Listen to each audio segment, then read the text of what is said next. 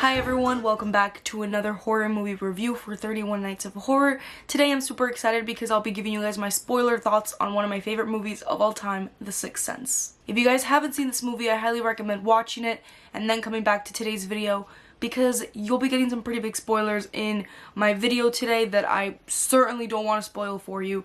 But if you've seen the movie or you don't care about spoilers, I hope you enjoyed today's video. And let me know what you guys all think about this movie down below. I'd love to keep talking about The Sixth Sense because this is seriously one of my favorite movies to talk about. This is one of the earlier movies that I watched that actually altered my brain chemistry. I remember being so shocked at how good this movie was and also so shocked at the plot twist. I went into this movie as blind as somebody could be when I first watched it years ago, and I think that's the best way to go about it. And this movie just gave me so much inspiration to want to write stories like this. I love this movie. I think it's M. Night Shyamalan's best movie, and it's just been very inspirational for me as a filmmaker and as a writer. I just want to say that I think one of the best things about this movie is the acting. Everybody acts extremely well. Obviously, Bruce Willis is great in this role, but I think the standout in this movie and the one that I'm always love thinking about is the performance of the young boy by Haley Joel Osment. I think he's great. He's probably one of my favorite child performances because Cole's character is so interesting to me because he's someone that you obviously can see as a little boy, but he has the maturity of somebody that's so much older, and he's almost so wise, and he's going through this horrible thing where he can see dead people because that's absolutely terrifying, especially for somebody at that age, but he doesn't show his fear in a typical kid way because this child is what sells this movie. Without his performance working, the movie would fall apart, especially because his character is such a pivotal role in this movie. And during this entire process, he also doesn't really rely on being melodramatic and too extra with everything. Kind of what I was saying, that a lot of the times he's obviously very scared by these ghosts and things he's seen, but it's so subtle that you could almost miss it. And I could see those moments, especially when he first interacts with Bruce Willis's character Malcolm, because you sort of see him stop, his eyes move, they kind of fidget. Little things like that, subtle gestures and hesitations and expressions really let you inside Cole's brain and his world. And I feel like that restraint in acting that he had makes it so much better and is one of the best performances. I love Toni Collette's performance as well. I think she's great in this movie. I think she does a very realistic portrayal of a mother, especially in the situation that she's in. Her scenes with Cole are very memorable, and you have a lot of really sweet and emotional moments with both of them, and it's like a roller coaster the entire time because she wants to help out her kid, but she also doesn't know how because she doesn't fully understand what he's going through. So there's a lot of dynamics going on there that are really interesting. Obviously, back to Bruce Willis, he's great in this role. His chemistry with the kid as well is also really great. Essentially, he's really the only one he talks to the entire movie, which makes a lot of sense because he's dead at the end of the movie. And his character goes through a lot. You first meet this character, you can tell he's in a happy situation with his wife, they're dancing, he got some sort of a job promotion, and then it suddenly gets disrupted when they go upstairs and somebody has broken in, and essentially this person was an old patient of his. So from the very beginning, his happiness is disrupted, and you can tell the entire movie that he's feeling extremely guilty about this, and that part of the story also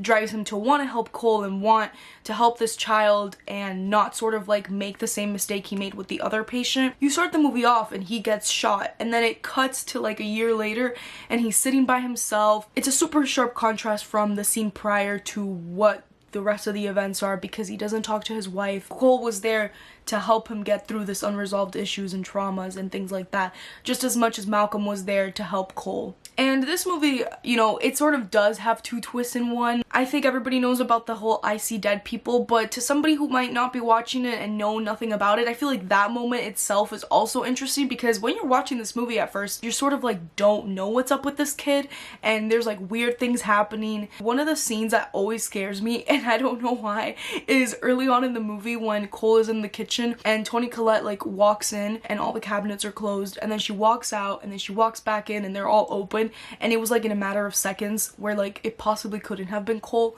but she sort of doesn't even want to ask or be why are all the cabinets open, and I think he says something oh, I was looking for Pop-Tarts or something like that. Little moments like that I think are so scary because you're what is happening? There's something so off about this movie.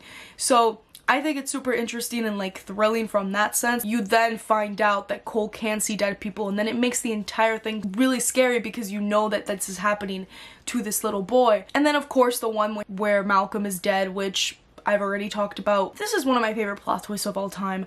I love it because it works so great. Like, it works because it doesn't confuse me. Like, it's not one of those twists where I didn't see it coming and then it happens and I'm like, wait, how is that possible? Like, how does that make sense? I watch it and I see the twist and I'm like, oh my god, this is insane.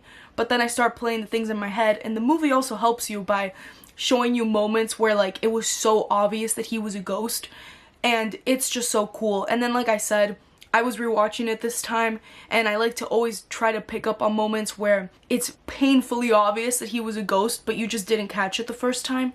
And that's just brilliant writing to me because it was right there the entire time, but we just didn't know it the first time. Towards the first half of the movie, so many times when he sees Malcolm, his eyes change, or he's sort of like startled by him very subtly because he's like, why is this ghost following me again? And then slowly he gets more comfortable with him. And just like little moments like that, it's like, holy crap, like, you know, these are little tiny ways where they were trying to tell us things. And also through the use of the wife is a huge one, because you sort of obviously understand when you rewatch it and when you know the twist, why she was ignoring him, why she kept watching the wedding videos and things like that. And the cool thing about this twist as well is that the answer was literally handed to us in the beginning. But because that scene was cut short, we assumed he lived because we just were told 1 year later. But essentially, you know, he was shot really and hurt really bad in the first scene, but the movie tricks you and makes you think that he's been alive this entire time. I've never appreciated this part of the story before, but on this rewatch, I realized that Cole tells him that ghosts see things that they only want to see, and then I realized that it explains why he would be able to like go down to the basement, and it explains little plot holes that could have been made with the twist because he was just seeing things the way he wanted to see them, and he also might have interpreted time differently and things like that. So I feel like the twist is really well done, really well crafted, and it works.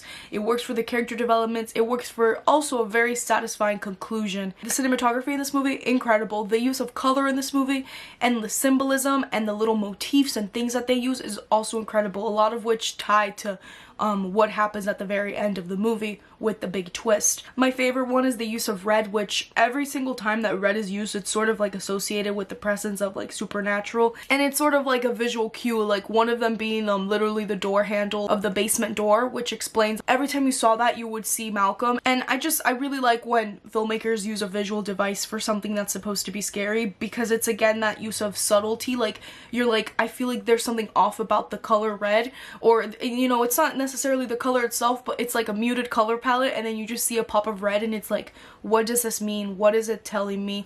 And it's a really smart way to guide the audience through what they're supposed to be feeling. I also, on this latest rewatch, I realized that this movie honestly has a really happy ending despite it being really sad, because you find out that Malcolm's dead, but he's sort of like at peace with this, and he got to like talk to his wife. Cole was telling him to like speak to her when she's asleep and things like that. You just feel a lot of things for these characters and this love that they had, which is interesting because you didn't see much of it, but because of their performances and like the wedding video that keeps being shown, it's almost like you can make up in your head what their relationship was like and how much they loved each other.